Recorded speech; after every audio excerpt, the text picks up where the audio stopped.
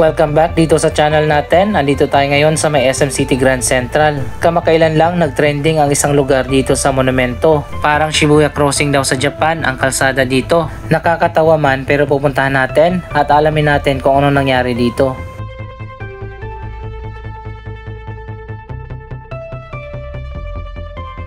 Pasintabi muna, medyo paos ang boses ko ngayon pero tuloy pa rin ang vlog natin. Bago pa tayo pumunta doon, pasok muna tayo dito sa SM City Grand Central. Isa sa pinakamagandang SM Mall dito sa Metro Manila.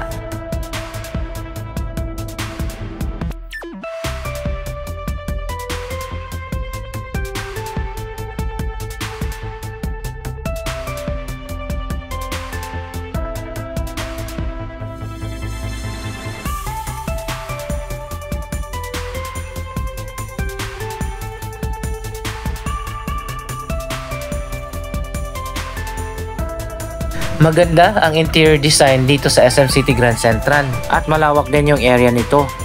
Strategic din ang location nito dahil connected sa LRT Line 1. November 2021 nang binuksan ng SM City Grand Central.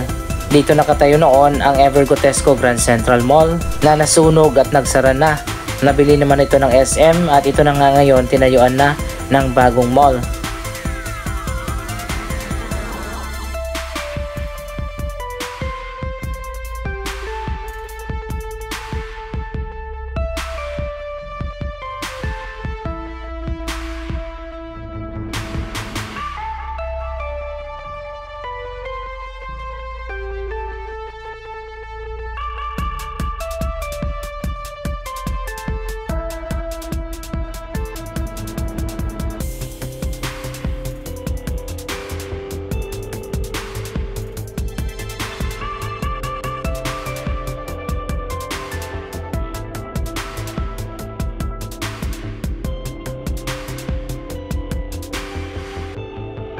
Andito na tayo sa food court ng mall.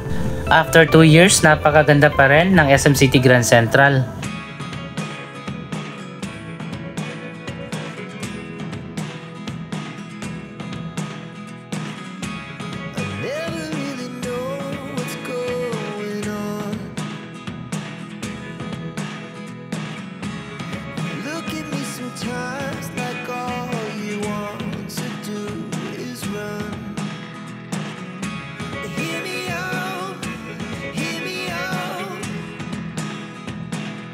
Meron pa ditong viewing area kung saan kita mo yung labas, pati na yung linya ng LRT Line 1. Pwede ka rin mag-train spotting dito habang kumakain.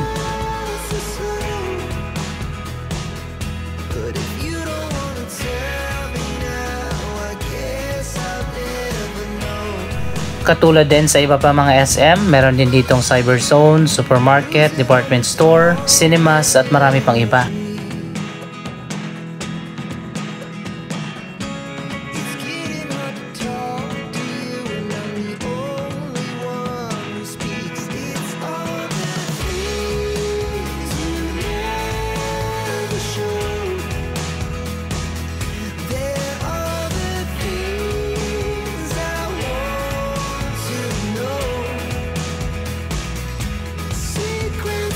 Iba't ibang Christmas decorations na rin na makikita natin dito sa mall.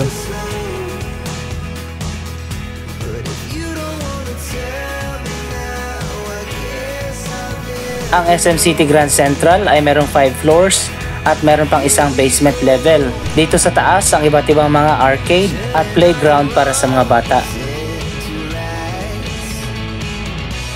Isa sa pinakamagandang feature dito sa SM City Grand Central, ang malawak na glass ceiling dito sa taas. Ito ang kinatawag na skylight kung saan pumapasok ang liwanag mula sa labas hanggang dito sa loob ng mall.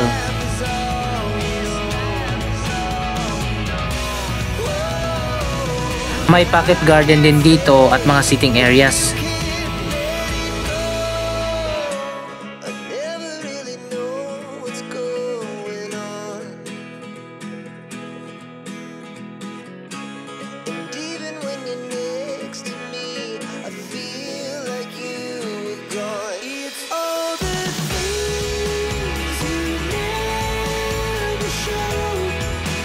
May chapel din pala dito sa taas.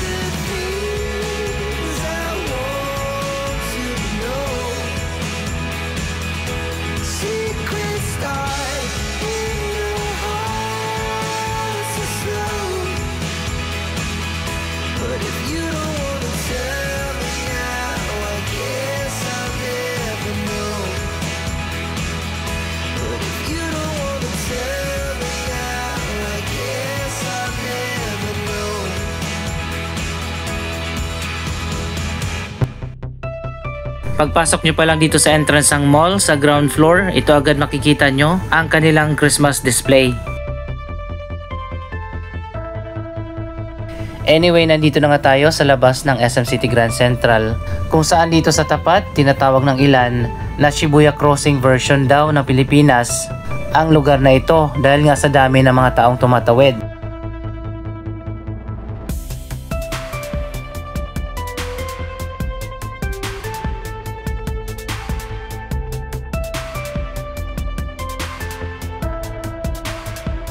Pero bakit nga ba maraming tumatawid sa lugar na ito sa monumento?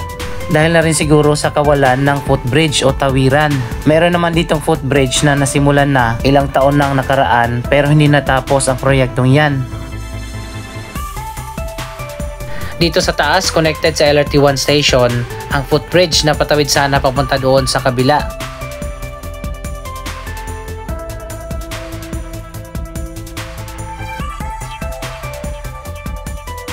Anong nangyari sa proyektong ito? Bakit hindi natapos? Sayang naman kung natapos lang sana, napakinabangan na sana ito.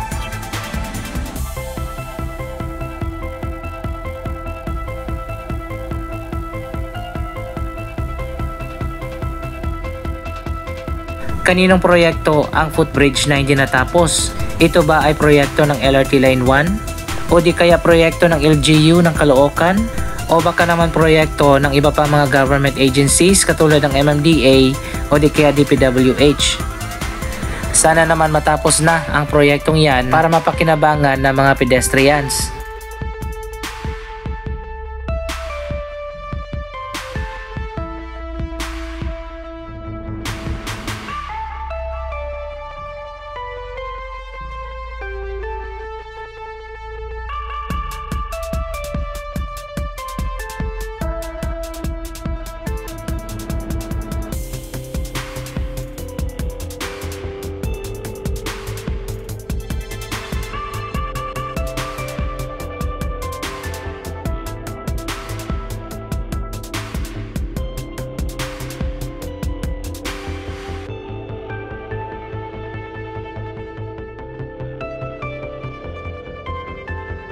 So ayan guys, kitang-kita naman natin kung gaano kadami ang mga tumatawid dito. Pero konti pa yan, pagdating ng hapon at gabi, mas lalong madaming tumatawid dito na nagiging sanhi din ng matinding traffic.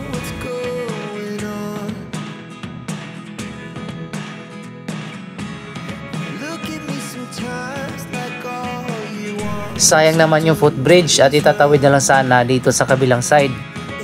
At ngayon naman pupunta na tayo sa isang lugar kung saan pwede nating sabihin na ito talaga ang Pilipinas version ng Shibuya Crossing. Pupunta tayo sa 5th Avenue sa Bonifacio Global City.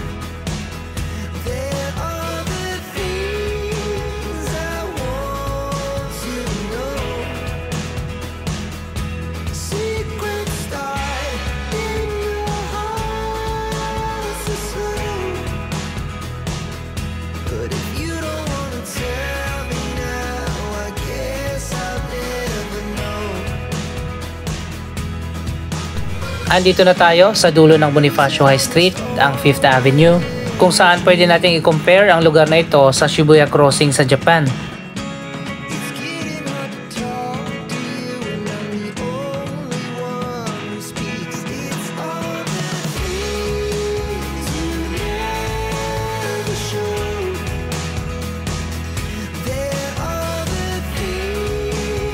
Dito rin makikita sa dulo ng 5th Avenue ang dalawang 3D LED billboard. Ito yung pinakauna na nilagay dito at yung isa naman ay nandito sa kabila.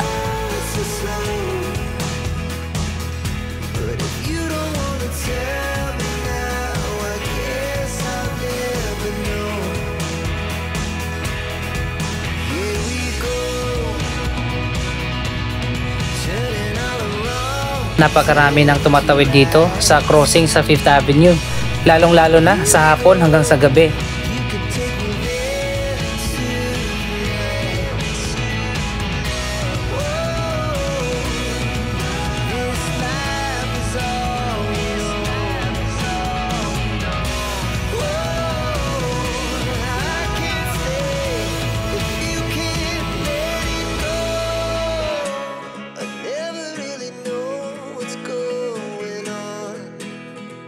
Marami na pala mga bagong mga ads dito sa 3D billboard.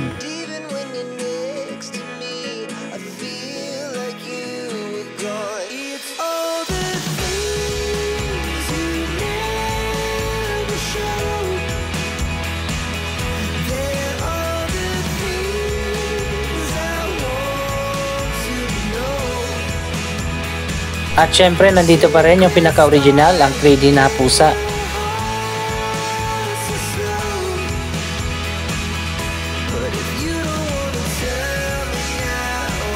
Naging tourist attraction na rin itong mga bagong 3D LED billboard sa BGC at marami nang pumupunta dito para magpa-picture. Mas lalo na ngayon at dadagdagan pa ng isa pang bagong 3D billboard.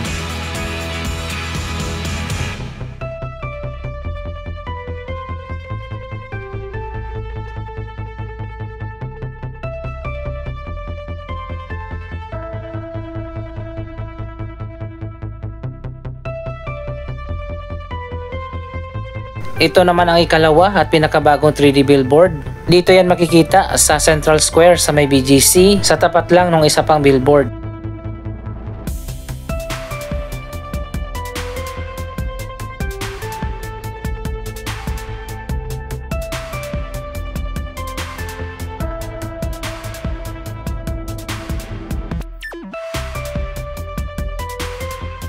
Sa tingin ko, mas malaki ng konti itong bagong billboard kumpara dun sa una.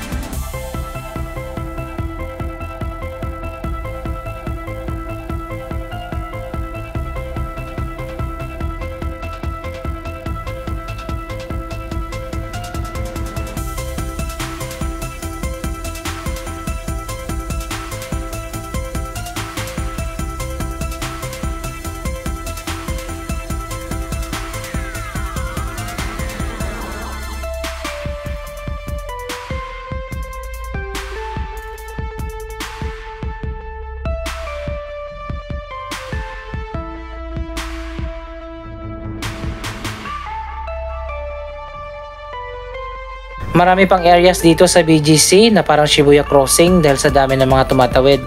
Tulad na lang dito sa harap ng SM Aura.